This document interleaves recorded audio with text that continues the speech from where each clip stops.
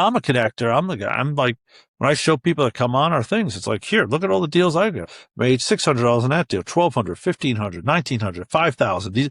These are all deals, money I made by referring people. So a lot of people get excited to be like, wait, I could join these groups and just get paid. And that's why we're doing a whole connectors get paid. Like if you're out there in a group and you're not getting paid, you should go to your group owner and be like, hey, there's communities out there. They're all paying people now. You're listening to Brainwork Framework, a business and marketing podcast brought to you by focus-biz.com. Welcome back to another episode. With us today is the co-founder and founder of Nolodex and the Connective, Joe Mindak. Joe Mindak is the founder through the Connective. Joe helps entrepreneurs, business owners, sales leaders, and professionals build stronger and more intentional business relationships through curated networking, community, and referrals. So excited to have him on. Joe, how you doing today? I'm good and excited to talk to you, another person in the wedding industry. I started my career as a roadie for a wedding band in high school. So that was one of my first jobs. Vinny Verassi in Touch of Class. It's a great gig. I get to load them up, set up all their equipment, then I get to hang out and have free food, especially as a high school kid. Not a bad gig. I got all this awesome food, all these weddings, and I pack them up, and I make like $200. It's a good place to be. But I love it. Yeah. And we were chatting just a little bit before about your past experience in wedding industry, but you've done quite a bit in other aspects in business as well. Do you mind telling us more about that journey? So it started with a roadie for a wedding band, and it progressed from there. I know your audience is like young entrepreneurs, people looking to start their own businesses and stuff like that. I mean, I'm the classic case, I guess, of like throwing spaghetti against the wall and see if it sticks, right? Like I graduated college with an education degree from the University of Dayton and wound up in the marketing world, right? So like started a marketing agency, ran it for 20 years and loved it and fell in love with marketing. But for me, I saw that marketing is what helps grow companies. I mean, sales and marketing, right? But like if you know how to market a product and find a niche products like the wedding site I told you about before. If you know how to market them the right way, you could grow these businesses. So I decided to start other businesses and use my marketing agency to help grow those businesses. And some of them did very well and some didn't do so well at all, right? Which you learn, I think the biggest thing I learned probably from one of the first business I failed at, which was actually a franchise. I never really consider it my idea. I just, I was like, oh, I'll buy a franchise and I'll market it. Two things. They didn't put the plan together. Like that's why a franchise works, right? Put your business plan together, follow it, make sure this is working, and then you can expand it. But don't expand unless you got this going, right?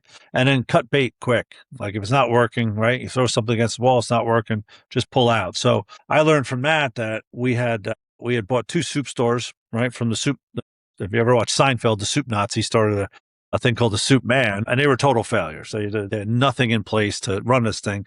And in the meantime, I bought a smoothie shop which had a tanning salon in the back, which was kind of a cool niche thing. Like it wasn't anyone was doing that, but we lost a lot of money on the soup. We never got to we needed that extra money to keep the smoothie shop going. It was catching on, more and more customers, but we just couldn't get through another winter. But we kept throwing money at it. I'll pay rent this month. I had 2 other partners. I'll pay rent this month. All right, put $5,000 on your card for the rent. Like just cut it off and put the money in your pocket to stop trying to put money. Don't put good money at bad money. That's one of the things I learned. So right after that, it was like anything I started was like minimal money, minimal down. Let's see if it get a little traction. Right. The next thing I started was a magazine for about $3,000. I think I put in to start it. And I launched a magazine called H Mag and ran it for 6 years and sold it. So started from scratch with literally about $3,000 to start a business and got to be about a $300,000 business, and we sold it and it was decent. Always learn from, if you're trying out and it doesn't work, that's okay. Just take what you learn from that and move it on to the next business. Absolutely. It's tough to know when a business is either doing well or not, or when the sunken cost fallacy of, do I just need to go a little bit further? We're almost at the finish line versus we're really just throwing money at this thing and we need to try something different. Right. You'll know if it's not working. Like I've been doing Nolodex, which is my company now, the software side of it. And it is getting like great traction out there. People are responding to it. They're like, wait, you can see when someone's like, wait, you built this? You thought of this idea? And like, you can see that the people are there. Now, still the sales cycle takes a while and anything, especially when you're changing something, right? What we're doing is different than what anyone's done before, right? When Uber came out, when Airbnb, people were like, that can't work, whatever type of thing. We're kind of in that type of phase, right? Where it's like, this is awesome. Nobody's done this. Why hasn't anybody done this? But I also want to be the first one, right? But you're still going after it. We're still growing and we're growing. Obviously, you always want to grow quicker than you can, but it is the reaction out there is like, this is awesome. And I've been talking to people for software for about 6 months to a year or so now. And I'm getting people that I talked to 6 months ago now calling me back, being like, okay, hey, I want to dust that off. I'm ready to go. I got the things going. So it's working. And so keep going after it, right? But if there's signs when you know it's not working, like the soup, we got out of that in a year. We're like, nope, this is not, these guys, no plan whatsoever. And the funny part is that the guy got taken out in handcuffs a couple of years later. I saw him on the news, the guy running that franchise. Yeah, literally by like the feds or some like tax and me, I don't know, whatever it was. It was, unfortunately, you kind of got duped into something, but you'll see the real signs that stop throwing money at this thing. It's not working, right? And that brings up another piece. When you start to see something that feels like it's working, how do you kind of create manageable growth? Because like you said, you're excited, you see it's working, and you want to take it to that next level. But there's kind of steps you need to take. Like you can't go too strong, too fast, because you have some growing pains with that. Yeah. So you got to take it step by step, right? When the Connective started, which is our networking group, I started with like 20 friends of mine that I knew were good connectors. Okay, Chris, you, Jane, listen, let's try this. I just made $80,000 last year making referrals and getting paid on those referrals, right? It's a different thing. Like nobody getting paid on your referrals isn't a good thing. We're all taught like the B&I mantra of giver's gain, which is great. That works in situations. But now it's like, I got to pay for my referrals. So it's something different. So I said to a group of 20 people or so, I said, listen, how about I know you're good connectors. How about we all try this thing? And we all started doing it. And all of a sudden, oh yeah, I got something for you. I got something for you. So we did it and we split the whatever came in, we split. And then you brought somebody in, the other person brought somebody in. And then all of a sudden we're 40 people, and all of a sudden we're 60 people. But you got to go slow, right? And all of a sudden we did start speeding up, right? And that was all my fault because I want a certain type of person. Right. These are the type of people. I just want to be a high-end networking group because most networking groups just let anybody in because as long as you get $100 in a pulse, we charge membership fee. It's great, but we're not just letting anybody in. And I started to grow a little quicker. I wanted some asses in the seats to when someone else comes in, you want to make sure you look like a bigger group. So I was like, all right, let that guy in that probably not a great business guy, a little shady, seems a little shady, but let's let him in.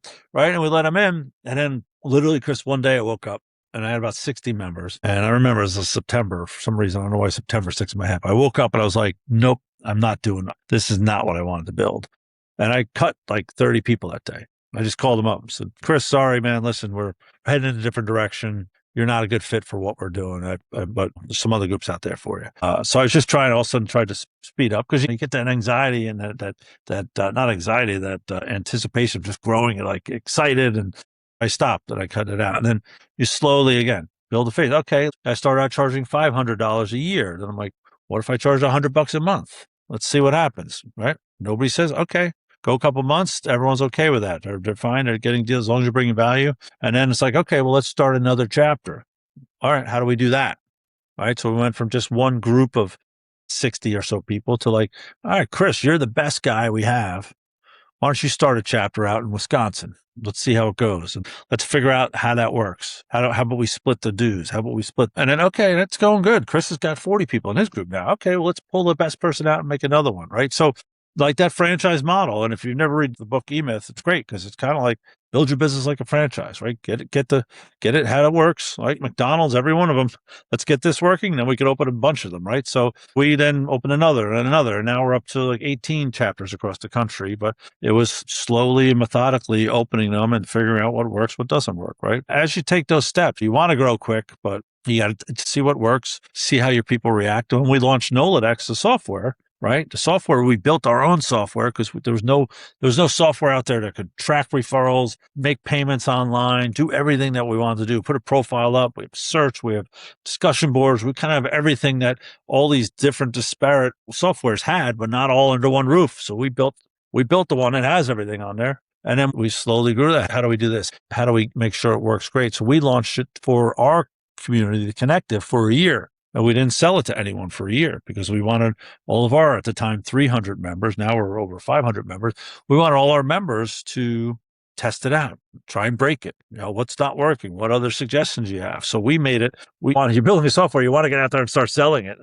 Let's start selling it. It's good enough. No, we're like, let's make sure it works. Because again, back to the soup didn't work, and they're trying to sell something that doesn't work. If it's not working, you're just going to fall on your face. Because I've had people sell software to us, and I remember last year, these guys had some software. I finally had to say to the founders, I was trying to be founder to founder, like, guys, not to be insulting, but my Excel file works better than what you guys are out there on the market trying to sell. And I'm trying to be insulting. Like, I'm just going to keep using my Excel file because this thing you built is not, it's making us look bad as a company, right? So we built Nolodex and we made sure it worked for like a year and fixed everything and before we went out to the market. Now we're on the market. Now we're listening to our customers that are using the software, right? Because we sell Nolodex as a platform to other communities, right? Chambers of commerce, alumni associations, fraternities, sororities, networking groups.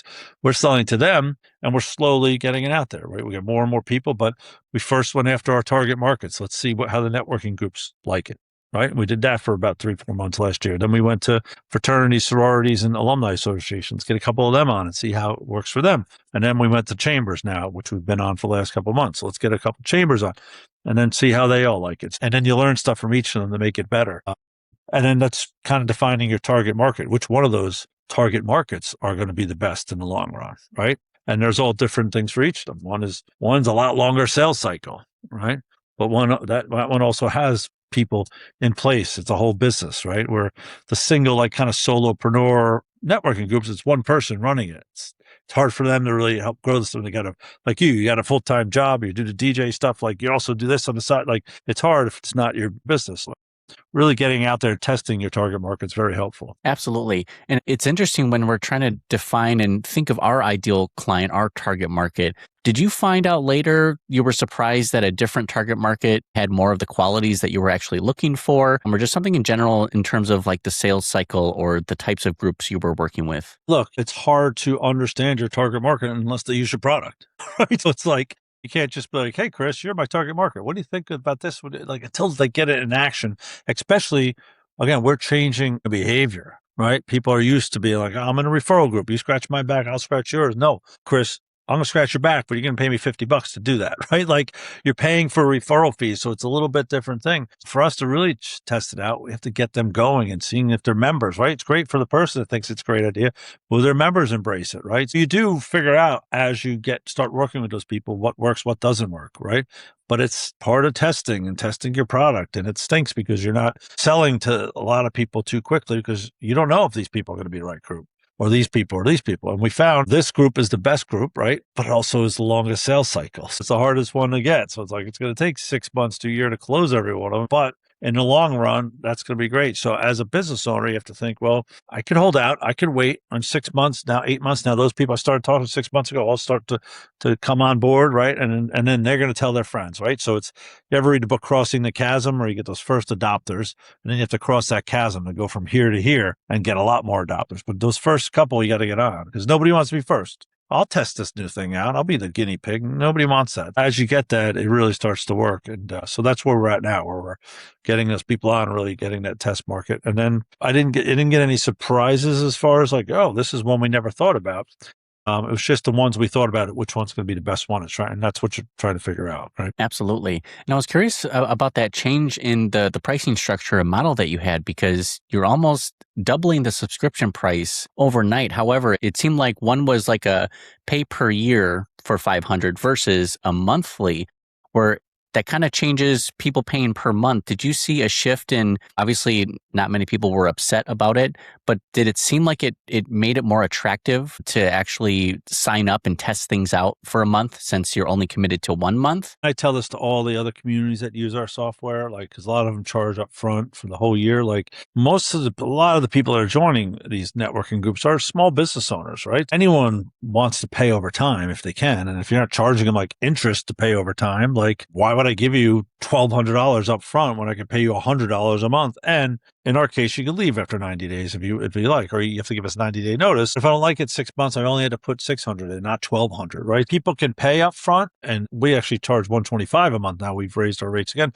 If you have the value there, you can raise. So at the time at the 500, we had great value. We had 120 members or something like that at the time, I think. So, and deals were going through, like $500 was just way too little to what we were offering people, because one deal through any of these groups, you get your money back, right? The $1,200, and we grandfathered the $500 people in. But nobody batted an eye. And as long as I get paid per month, they were like, yeah, all right, $100 a month, I'll give it a try for, we don't want people who are coming in thinking I'll give it a try. We tell people that, hey, don't come in here if you're just kicking tires for 3 months. Like, this is a serious group. Like, you want to do some real business, like, you better be here to build relationships and spend some time. Don't just think it's going to happen for you. But inevitably it does, where people are like, it's not working. Well, you're not putting any time in. We've been here 2 months. Like, you got to put some time in. Yeah, it definitely is easier to sell when it's $100 a month versus you had to put $1,200 up front when you got all these other expenses. And I'd say probably 95% of our people paid $100 a month, not just 125 now. But yeah, you got to test it out, right? You got to see if everyone started being like, I'm not joining with these. I heard these guys are paying 500. We might have to go back to that. But it wasn't, I don't think anybody complained about it. I actually had people be like, oh, it's only $100 a month. I thought it was $1,200 a year a month. It's only $1,200 for the year. Holy cow. Because again, you're getting value. You are getting paid. And and the thing is, when we're selling what we do, that connectors get paid mantra, which was ours, like, hey, if you're a good connector, Chris, I'm going to start paying you for referrals. Those people that know they're good connectors are like, holy shit, like, you guys are paying, you're going to pay me now? I've been wanting to get paid for years. I've been giving referrals out. I've been giving out hundreds of thousands, millions of dollars in deals over the years. And I always wanted to get paid. I just didn't know how to do it. We have the whole platform set up where everyone's signed up, everyone contracted, everyone signs an agreement. You know up front that if you give somebody a deal, you're going to get paid. So these people are like, holy crap. And it's only $100 a month? Yeah, sign me up. I'll do that deal all day long. And I'm a connector. I'm the guy. I'm like, when I show people that come on our things, it's like, here, look at all the deals I did. I made $600 on that deal, $1,200, $1,500, $1,900, $5,000. These are all deals, money I made by referring people. So a lot of people get excited to be like, wait, I could join these groups and just get paid. And that's why we're doing a whole connectors get paid. Like, if you're out there in a group and you're not getting paid, you should go to your group owner and be like, hey, there's communities out there. They're all paying people now. And if you're a community owner, you should be like, yeah, I should get paid too. I'm putting all the time in to grow this group and build it. I should be getting paid something too. And nobody bats an eye. Somebody gets a deal, right? The person that got the deal made money. The person that sent the deal made money. The community owner made a little money. We even pay our chapter heads a little bit of money. The money is, everyone wins in the community, and it just helps grow it. It's just do it. But again, you have to get people their mindset. So some people, I think some of the community owners we talked to are a little nervous to go back to their people. Be like, hey, by the way, Chris, now if you get a deal, you have to pay a referral fee. And it's not mandatory, but you should if you want the other people to start sending you business. But you can always put, I'll pay 1%, but that's never going to work, right? The other people will be like, hey, come on, man. Everyone else is paying 10% here. So that's how we do it. I love that. Joe, I was curious. Today in 2026, we've had AI for 4+ years now, social media. There's a change in how we kind of connect and build relationships. Do you think we're going back to that more in-person, one-on-one, more human connection sort of relationship building? Or do you think it's changing, and where do you see that future? Well, the problem with AI is, right, it's awesome, right? I use it. I don't use it a lot, but I use it. But people are just thinking it's going to replace them having to do any real work. Like, you can't just rely on AI to sell and it'll get you appointments and leads and stuff. But it's still, there's never going to be anything better, Chris, than me introducing you to a good friend of mine I've known for 30 years that wants to use your service.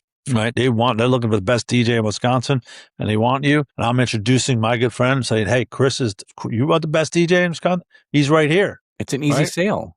It's an easy sale. They need a DJ, and they know me. They trust me. Hey, this guy, right? And you're like, yeah, all right, Joe, I'll give you 10%. Thanks for getting me that deal, right? So, but it's that relationship building. AI is not going to do that. You're not going to find AI to be like, connect to Joe, and he knows this person's having a wedding, and that should automatically, it'll let you know that I might know something. AI can be like, oh, Joe knows a person getting married. I somehow broke into their wedding registry, whatever he's got to do it, right? But it's not going to get you to sell unless I say something to that person. Right. And I think people are just relying on AI to set their meetings and set their thing.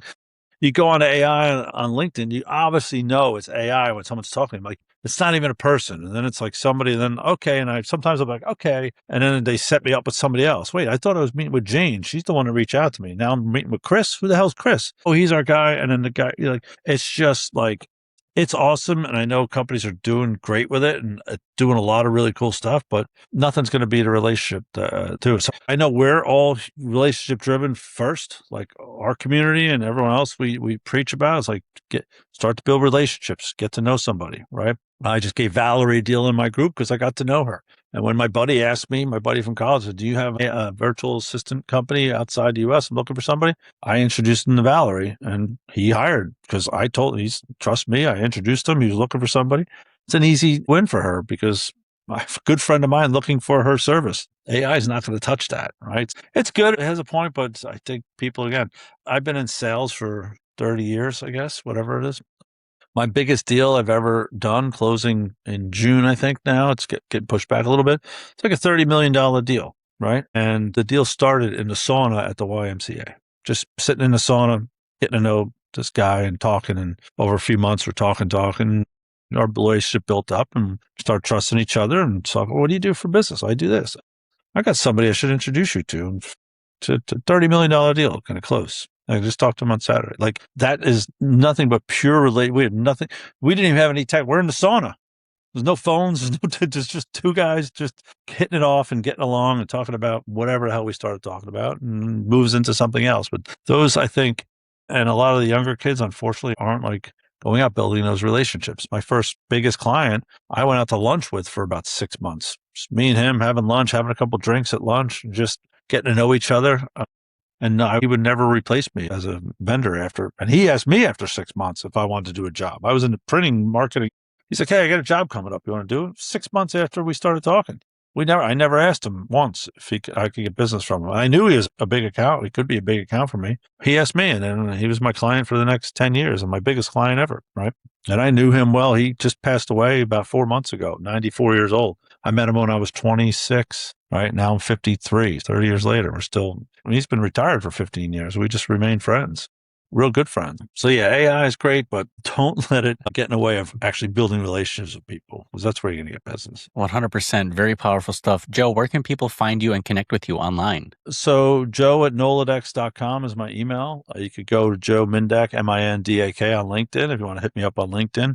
Or just shoot me an email and I'll respond pretty quickly. You can check out Nolodex.com to see a little explainer video and stuff like that, but it's all on there. Nice. And we'll have those links available down in the show notes and the description so everyone can get connected here. Joe, what are you excited most for to finish out 2026 with? You seem to be on a good path of success and growth. Are you launching any new products? Do you have anything cooking up, or are you just kind of building and growing what's been working for you so far? At that point in business where it's like ready to take off. Like, I've identified, we check the target markets out. We're raising a round of funding right now. So hopefully all that kind of comes together. And like September, we just go at the end of the year, just hiring a bunch of people and just blowing this thing out.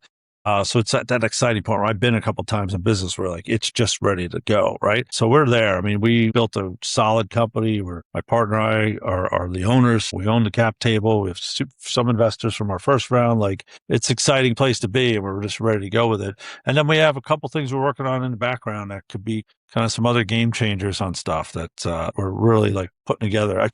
Again, in the sauna a couple of weeks ago, I was like, wait a second, I got something. We built the software. Software is there. Software can be used so many different ways in so many different organizations, communities. And I keep showing it to people and like I said before, this is really cool. So people are looking at the software being like, I could use this to grow my communities and business. I could just use your software to grow things. Like, it's exciting. Everyone that looks at it's like, this is cool. So if you want to look at the software and come take a look at 15 minutes and seeing what this thing could do, people are like, oh man, they're chomping at the bit to do it. I just got, while we're on here, I just got a guy I met with 3 times already over the last couple of weeks. Him and his partner, like, this is incredible. He just put another meeting on my calendar for tomorrow. He's like, I got to talk to you again. This is like cool stuff. So we're excited about a lot of things, as you could tell from, I get excited about it myself. So of course, that is very exciting. And I think a testament to the business ethics and the hard work and just finding opportunities. You're really solving problems out there. Being able to put this out there to the community, they start to innovate and imagine the ways that they can start utilizing this. You're just solving problems and providing tons of value. I love it. Yeah. And I tell you, like, a lot of people are out of work right now and getting laid off. Someone else I heard my wife tell me today, and you could start your own business using Nolodex. So that's one thing I don't talk about a lot, but someone's out there and it's like, I have a big network. I want to start my own business. You could use the software to do that. I love it. Joe, congratulations on everything you've done. Pleasure talking with you today. Keep up the great work, and we'll see you at the next time. Keep up the great work. Thanks, Chris.